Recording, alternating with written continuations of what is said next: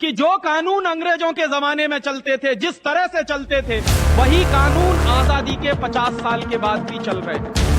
जिस तरह से अंग्रेजों ने हिंदुस्तान की अर्थव्यवस्था को बर्बाद किया था, उसी तरह से आज हिंदुस्तान की अर्थव्यवस्था को बर्बाद करने का काम चल रहा है। और दूसरी तरफ इस देश की राजनीतिक व्यवस्था को बर्बाद करने के लिए तमाम तरह के कानून बनाए।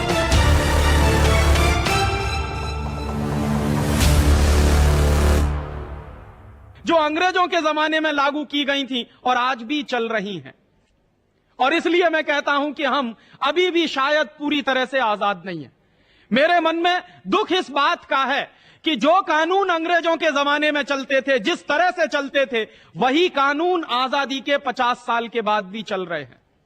जिस तरह से अंग्रेजों ने हिंदुस्तान की अर्थव्यवस्था को बर्बाद किया था, उसी तरह से आज हिंदुस्तान की अर्थव्यवस्था को बर्बाद करने का काम चल रहा है।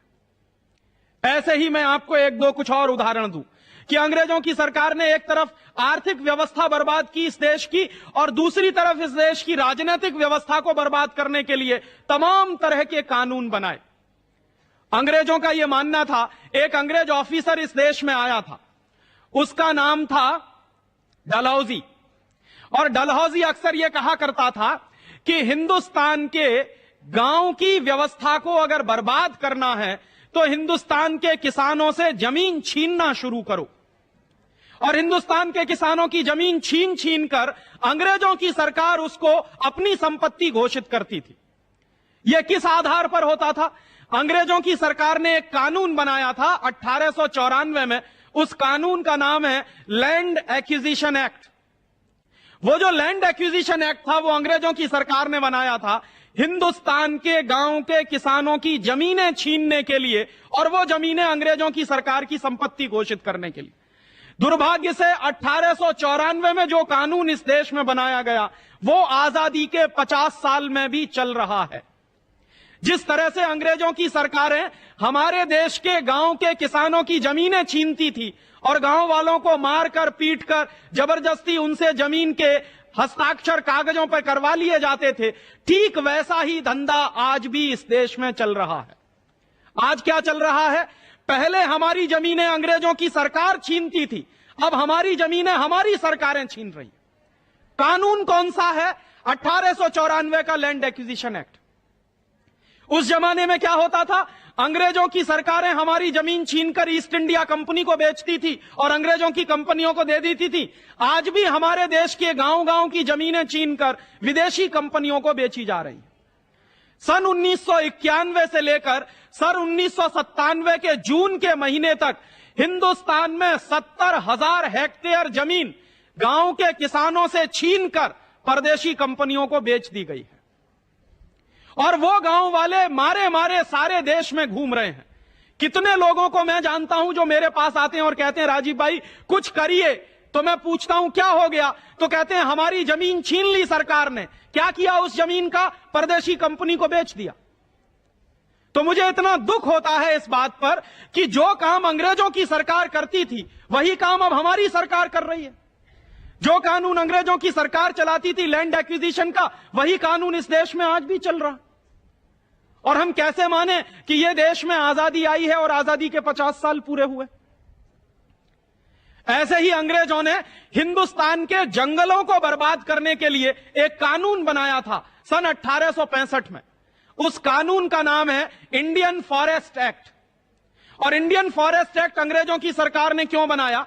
क्योंकि अंग्रेजों को हिंदुस्तान के जंगलों पर कब्जा करना था और हिंदुस्तान के जंगलों में जो संपत्ति छुपी हुई थी, उस संपत्ति की लूट करनी थी। हमारे देश के जो जंगल हैं, उन जंगलों में सोने की खदानें हैं, चांदी की खदानें हैं, कोलसा की खदानें हैं, तमाम तरह की बेशकीमती धातुएं वहां मिलती हैं। तो हमारे देश के जंगल तो अरबों खरबों की संपत्ति के मालिक हैं। अंग्रेजों की सरकार ने क्या किया कि उन जंगलों को बर्बाद करने के लिए हिंदुस्तान के लोगों से छीनकर जंगलों को अंग्रेजी सरकार की संपत्ति घोषित कर दिया। 1865 के पहले क्या होता था? 1865 के पहले जो जंगल होते थे, वो भारतीय समाज में गांव जो होता था, गांव पंचायत जो होती थी, उसकी संपत्ति माने जाते थे। लेकिन 1865 के उस कानून के बाद वो जंगल अंग्रेजों की सरकार की संपत्ति बन गए। और उसमें अंग्रेजों ने नियम कैसे बनाए? उसमें अंग्रेजों ने नियम ऐसे बनाए कि अगर हिंदुस्तान में अंग्रेज व्यापारी जंगल काटें तो उनको लाइसेंस मिलता था, और कोई हिंदुस्तानी एक व्यक्ति पेड़ काटे तो अंग्रेजों की सरकार उसको सजा देती थी।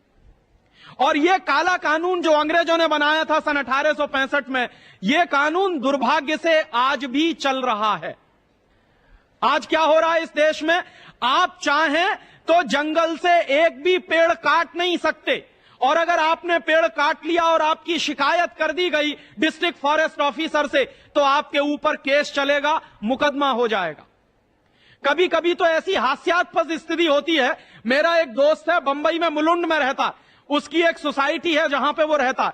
उस सोसाइटी में क्या हुआ कि दीवार के बीच में से एक पेड़ पैदा हुआ और उस पेड़ ने दीवार को तोड़ना शुरू कर दिया।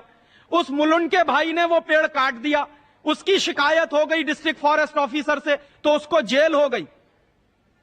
और एक दिन वो मेरे पास आया कि राजीव भाई, मैंने मेरे घर में लगाया हुआ पेड़ जो मुझे परेशानी कर रहा था वो काटा, तो मुझ पर शिकायत हुई और मुझे जेल हो गई। तो मैंने कहा, दुर्भाग्य तुम्हारा यह है कि यह जो कानून है जिसके आधार पर तुमको जेल हुई, यह अंग्रेजों के जमाने का बनाया हुआ है। और दूसरे बाजू में हमारे देश में क्या होता है? तमाम परदेशी कंपनियां हैं हमारे देश में जो सिगरेट बनाती हैं, और इस देश में सिगरेट बनाने वाली बड़ी बड़ी कंपनियां हर साल सैकड़ों करोड़ पेड़ काटती हैं, क्योंकि सिगरेट बनाने के लिए जो कागज चाहिए वो पेड़ काटने से ही बनता है। तो सिगरेट बनाने के लिए परदेशी कंपनियां हर साल सैकड़ों करोड़ पेड़ काटती हैं, उनको लाइसेंस मिला हुआ है, लेकिन कोई हिंदुस्तानी भाई अगर एक पेड़ काटे तो उसको जेल हो जाती है। कानून कौन सा है? अंग्रेजों के जमाने का बनाया हुआ। शोषण क्या चल रहा है? जो अंग्रेजों के जमाने में शोषण चलता था वैसा ही शोषण आज चल रहा। जो जंगल पहले गांव समाज की संपत्ति होते थे, गांव की संपत्ति होते थे, उनको अंग्रेजों की सरकार ने अपनी संपत्ति बना लिया, और वही आज भी चल रहा है इस देश में। तो मुझे लगता था कि 1865 का वो कानून जो अंग्रेजों ने चलाया इस देश में, वो 1947 में खत्म हो जाना चाहिए था, क्योंकि अंग्रेज चले गए 1947 में, लेकिन वही आज भी चल रहा है। और इसलिए मैं कहता हूं कि जो अंग्रेजों के जमाने की गुलामी थी, वही गुलामी आज भी चल रही है। कभी कभी मेरे कुछ दोस्त हैं जो मुझसे मजाक में एक बात कहते हैं कि राजीव, तुम इतनी अंग्रेजों की बुराई करते हो, अगर अंग्रेज नहीं आए होते तो हिंदुस्तान में कभी न्याय की पद्धति नहीं आई होती। तो न्याय की पद्धति माने हमारे देश में जो कोर्ट चलते हैं, लोअर कोर्ट चलता है, हाई कोर्ट चलता है, सुप्रीम कोर्ट चलता है, तो जितने न्यायालय चलते हैं हमारे देश में, ये सब जिस न्याय पद्धति पर चलते हैं वो अंग्रेजों की बनाई हुई है, और उसका एक कानून है। उस कानून का नाम है आईपीसी, इंडियन पीनल कोड। ये आईपीसी का कानून हिंदुस्तान में अंग्रेजों ने चालू किया था सन 1860 में। और ये जो आईपीसी का कानून बनाया था इस देश में, वो अंग्रेजों ने क्यों बनाया था? अंग्रेजों के उस जमाने की जो पार्लियामेंट है, उसमें जब बहस चल रही थी, तो बहस ये चल रही थी कि हिंदुस्तान की समाज की व्यवस्था को अगर खलास करना है तो हिंदुस्तान की न्याय पद्धति को तोड़ना पड़ेगा, और हिंदुस्तान की शिक्षण पद्धति को तोड़ना पड़ेगा। तो हिंदुस्तान की न्याय पद्धति को तोड़ने के लिए अंग्रेजों ने अपनी न्याय पद्धति इस देश में लागू की, आईपीसी, सीआरपीसी और सीपीसी वाली। और हिंदुस्तान की शिक्षण पद्धति और हिंदुस्तान के गुरुकुलों को बर्बाद करने के लिए अंग्रेजों ने इस देश में अंग्रेजियत के स्कूल चलाए, कॉन्वेंट स्कूल चलाए।